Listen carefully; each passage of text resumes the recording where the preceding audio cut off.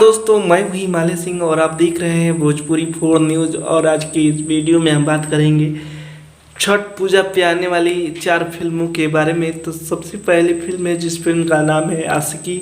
आशिकी film में star cast में है खेसारी लाल यादव जी और अमरपाली दुबे जी और सुरुचि राव जी।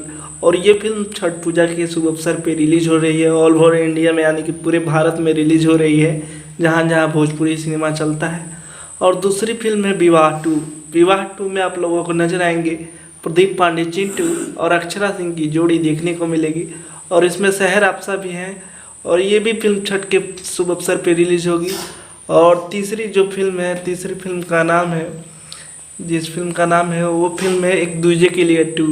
एक दूजे के लिए 2 में आप लोगों को नजर आएंगे पावर स्टार पवन सिंह मधु शर्मा की जोड़ी देखने को मिलेगी। और इसमें भी सहर आपसा की जोड़ी देखने को मिलेगी। और ये भी फिल्म छठ के शुभ अवसर पे बिहार, झारखंड और पूरे ऑल ओवर इंडिया में लग रही है। और चौथी फिल्म है दिनेश लाल यादव की फिल्म आए हम बाराती बारात लेके। इस फिल्म में स्टार कास्ट में है दिनेश लाल यादव, निरहुआ और पंजाब की एक्ट्रेस जय सोडी। और ये भी फिल्म बहुत ही शानदार फिल्म है। और ये चारों फिल्मों का ट्रेलर रिलीज कर दिया गया है, आप लोग जाके देख सकते हैं।